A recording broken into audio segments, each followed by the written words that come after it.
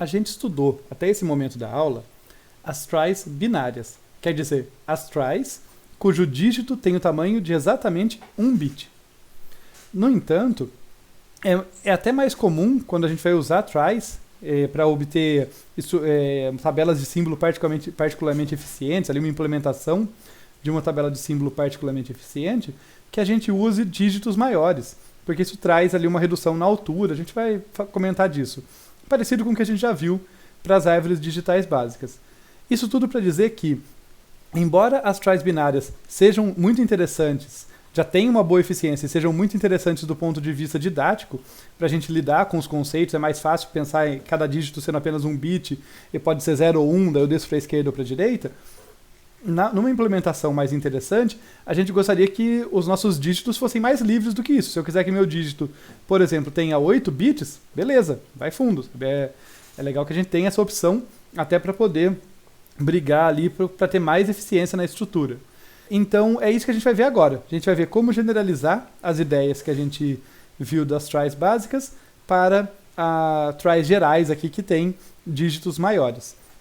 Começar com um desenho aqui para vocês, então. A nossa ideia é que a gente possa construir tries aqui, cujas chaves são, por exemplo, strings, que daí cada caractere dela, cada caracterezinho lá que tem 8 bits eu posso considerar como sendo um dígito, ou simplesmente que tem dígitos com mais de 1 bit. A gente já viu isso anteriormente nas árvores digitais básicas, também quando a gente falou do radix sort, né? Não o assunto era ordenação, mas a gente sabe pegar um inteiro, por exemplo, e olhar olhar byte por byte dele, ou olhar a cada 16 bytes.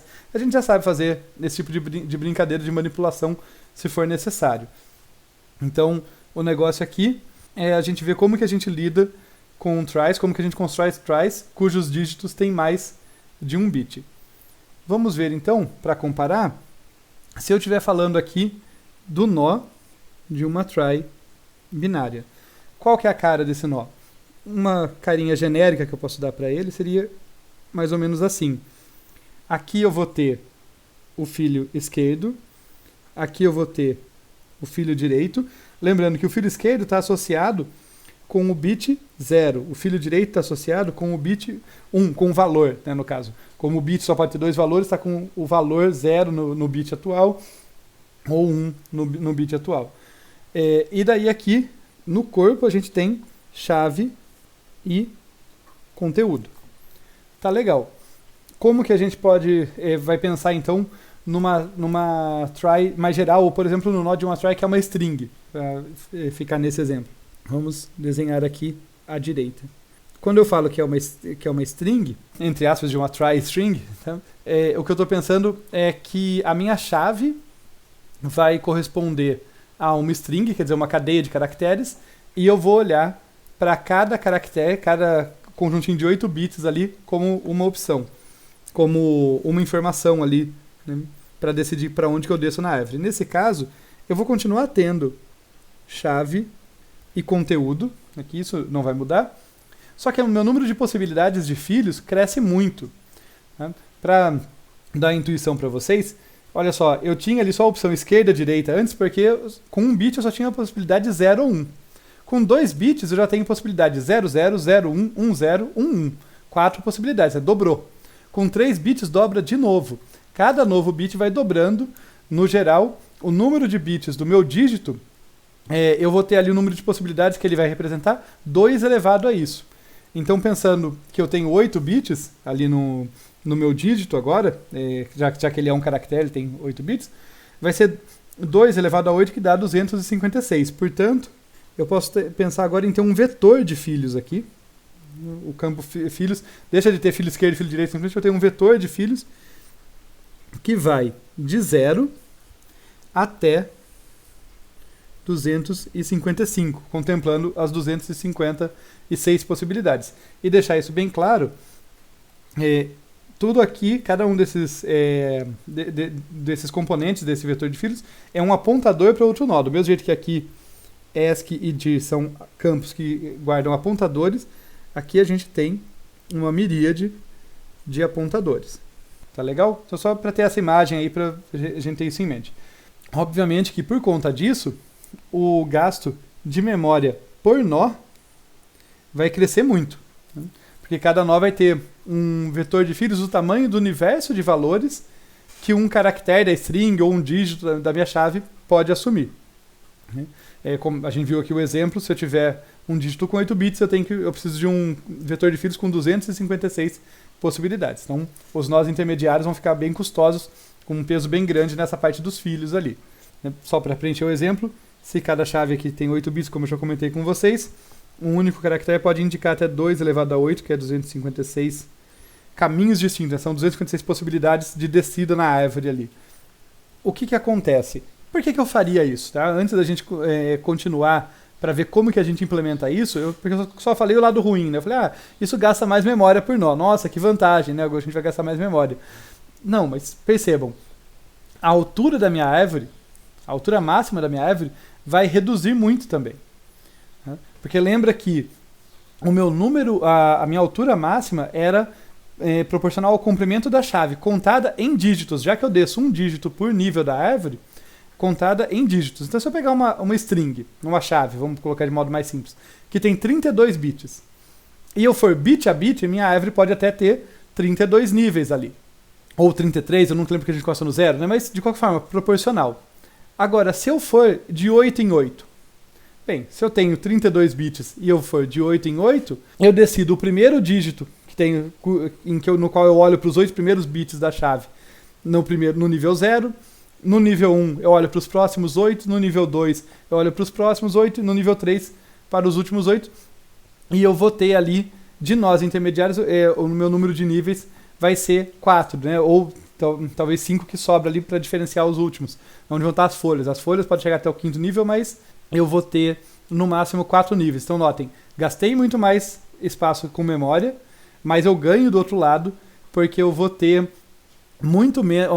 O comprimento da minha chave cai muito. O comprimento da minha chave não depende só do tamanho dela, mas no tamanho do dígito, né? De quanto em quanto eu ando nela. Se for de bit em bit, vai ter um comprimento muito maior do que se for de 8 em 8 bits, se o meu dígito for maior.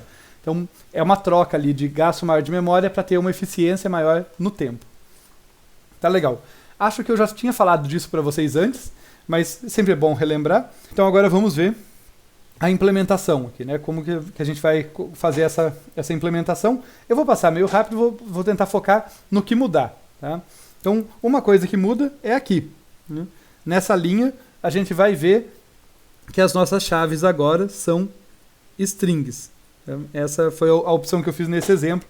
Minhas chaves são strings. 1 byte vai ser um caractere, então ali um dígito meu vai ter 8 bits, é ele que eu vou usar como base. Então, por conta disso, eu vou ter aqui bits dígito igual a 8, e a minha base, que é justamente o número de possibilidades, que vai dar o tamanho do comprimento do meu vetor filho, vai ser 2 elevado a 8, implementado dessa forma, que eu já comentei com vocês, com o shift left. Cada vez que eu pego um bit e desloco ele para a esquerda, eu estou multiplicando ele por 2. Como eu estou deslocando ele 8 vezes, ali, bits dígito vezes, ele vai ficar igual a 256. Nada disso é muito novidade, mas muda em relação à árvore binária, por isso que eu estou passando. Aqui no nosso struct, eu quero deixar bem destacado, é uma parte importante. Chave e conteúdo continuam iguais entre aspas, né? Porque a chave já mudou, mas isso eu já citei ali em cima. Agora minha chave não é apenas um inteiro, por exemplo, ou um byte, ela vai ser uma cadeia de bytes. Vou ter que tratar isso no meu código. E o filhos aqui é um vetor de nós. Lembrem sempre que em C, apontador e vetor são intercambiáveis. Então, asterisco, filhos eu posso ler como um apontador de alguma coisa ou como um vetor daquilo. No caso, a gente sabe que eu vou usar filhos como um vetor. Então, filhos é um vetor, é um apontador para uma sequência de quê? De apontadores de nó. Notem o que está entre parênteses ali. Nó pointer. Então, é um vetor de apontadores de nós. Para ficar bem destacado, eu gosto de ter uma figurinha ao lado aqui. Isso quer dizer que eu vou ter aqui um vetor de filhos, cada um deles com o seu respectivo apontador, igual a gente desenhou lá em cima. E aqui, a última posição vai ser base menos 1, né? Que é igual a 255 nesse exemplo. Por que base menos 1? Porque eu começo no 0, né? O número de filhos possíveis é exatamente a base. Então vai do 0 até base menos 1. Tá legal? Essas são as mudanças principais aqui no setup, vamos dizer assim. E vamos ver o que muda na busca, antes de concluir esse primeiro vídeo. Depois eu vou comentar o que muda na inserção, mas vamos olhar para a busca ainda nesse vídeo. Então, quando eu venho aqui para a busca, lembrem que quando eu estou buscando, pode ser que a minha busca falhe em algumas possibilidades. Uma delas é, eu estava fazendo o caminho na árvore e cheguei no apontador nulo, quer dizer, o ramo em que devia estar aquele nó está vazio. Daí a minha busca falhou. Outra possibilidade, eu chego numa folha, mas não é o nó que eu estou procurando. A minha busca falha nesse caso também. Pode ser que tenha uma folha lá no caminho que eu estou seguindo, termine numa folha, mas é um outro nó, uma outra chave que tem o prefixo igual ao meu. Então é isso que a gente vai ver aqui. No caso, nessa primeira parte aqui, eu estou devolvendo que não encontrou. Olha só, eu faço a busca, ele verifica, olha, se R igual a null, R é a raiz da subárvore na qual eu estou agora. Na primeira chamada é a raiz da árvore como um todo, mas como é uma função recursiva, é a raiz da subárvore que eu estou agora, do nó que eu estou apontando agora. Se R for null, quer dizer justamente, desci por um caminho e terminei num apontador nulo, não encontrou. Devolvi R, podia devolver null, né? Eu tenho certeza que aqui dentro R é null. É só um preciosismo devolver R ali. Então, primeiro caso em que não encontrou. Agora, se não for isso aqui, se eu passar por esse if, eu sei que eu tenho um apontador ali. Daí eu quero saber se ele é um nó intermediário ou uma folha. E é isso que eu estou fazendo aqui. Eu estou me perguntando, é folha? Para ser justo, essa pergunta ela só fica completa com aquele if ali. O que eu estou fazendo aqui para vocês entenderem? Não estou dizendo que é a forma mais eficiente de fazer, mas é uma primeira forma, só para a gente ver como generaliza. Eu estou percorrendo aqui com o meu índice i, de 0 até menor do que base, todos os filhos. Olha só, tenho um if ali dentro, r pointer filhos i, verificando se ele é diferente de null. O que vai acontecer com esse for? Se aquele nó for uma folha, todos os filhos dele vão ser nulos. Então o meu laço vai chegar no final. Quer dizer, no final eu vou sair daqui quando i é igual à base, que é a condição, né? Enquanto for menor eu continuo incrementando. Quando eu sair, se eu sair por conta disso, i vai ser igual à base, e daí nesse teste aqui embaixo, olha só, if i igual à base, eu detecto, é uma folha, estou numa folha. Caso contrário, eu sei que estou num nó intermediário. Como que eu sei o caso contrário? É se eu detectar algum filho diferente de null. Quer dizer, aquele meu nó, vou pegar aqui a figurinha para vocês, falei que eu gosto de carregar ela, que ela ajuda a gente a compreender. Vou deixar ela menorzinha, tá ocupando muito espaço. Aí. Caso contrário, o que está acontecendo? Quer dizer que eu estava vindo aqui, imagine que aqui é nulo, e de repente tinha algum nó aqui que tinha uma continuação, que tinha um nó válido, não era nulo. Tá? Quando eu detecto isso, eu dou break, eu saio dali. Quando eu detecto que tem um certo filho que é diferente de nulo, cujo apontador é diferente de nulo, eu dou break, e daí eu sei que esse if vai falhar, daí não é folha. Então esse for é um jeito de verificar um jeito conceitual de verificar se eu estou numa folha ou não. A gente poderia fazer de modo diferente, de repente colocar um campozinho lá só para identificar isso? É uma possibilidade. Eu fui conceitual aqui e falei, ó, folha é quem não tem filho, então eu verifiquei tudo, mas dá para a gente pensar nessas maneiras de melhorar de repente. De qualquer forma, vamos tratar primeiro o caso que é folha. Então vamos supor que eu passei por esse for, cheguei até o final dele, esse meu nó não tem nenhum apontador filho ali diferente de nulo, são todos iguais a nulo, é folha. Então eu quero saber agora se meu caminho terminou numa folha que é quem eu estou procurando ou que não é. Essa que é a minha questão. Então eu entro dentro desse if aqui, sabendo que é folha, e verifico. If strcomp aqui, r pointer chave e chave for igual a 0, isso aqui está verificando se por acaso essas chaves forem iguais, strcomp é uma funçãozinha do C que compara strings. Se elas forem iguais, devolve R. Encontrei. Beleza, esse é o caso que eu encontrei. O meu caminho chegou numa folha e essa folha tinha a chave exatamente a que eu estava buscando. Então, return R, encontrei. Caso contrário, né, se eu não entrar nesse if aqui, quer dizer que eu cheguei numa folha que não era a que eu estava buscando. Devolve null, indicando que não encontrou. Então, aqui também, aqui é o caso encontrou e aqui também é um caso não encontrou. Tá legal, então os casos de parada a gente já cobriu todos, né? Terminou no apontador nulo ou terminou numa folha, pode ser encontrado ou não. O que a gente faz fora disso? Bem, se nesse for aqui em cima eu não cheguei até o final, eu não vou entrar no if subsequente, porque eu não estou numa folha. O i vai sair antes dele ser igual à base, eu vou saber que eu não estou numa folha. E daí eu faço uma chamada recursiva para descer no lugar apropriado. Esse é o ponto crítico. Ao invés de descer à esquerda ou à direita, eu vou descer no ponto em que o dígito me indicar. Então, olha só. Eu vou olhar para a minha chave aqui. Lembra que a minha chave é uma string. Vou olhar para o dígito corrente. Notem que eu recebo aqui um determinado dígito. Eu sei que estou olhando para esse dígito nesse momento na busca. Olho para o dígito corrente aqui. E daí, pegando a minha chave, na posição dígito, eu pego aquele valor, interpreto ele como um inteiro e uso ele como índice do meu vetor de filhos. Então, lembra, pode parecer estranho a princípio, mas lembra que, olha, o que a gente fazia antes na binária? Se era 0, eu descia à esquerda. Se era 1, eu descia à direita. É só a gente pensar que, olha, eu tinha um vetorzinho de filhos com duas possibilidades.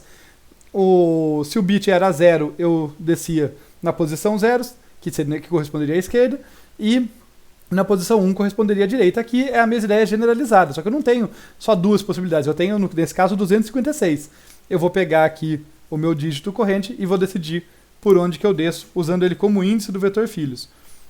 Mando a mesma chave aqui nessa descida, então essa busca recursiva vai descer no lugar adequado, né, usando a mesma chave. Então imagina que esse chave pointer dígito veio aqui. Né? Então eu vou mandar a minha busca descer para cá, olha, a busca continua aqui. E sempre importante, no próximo nível da average, olha para o dígito mais 1.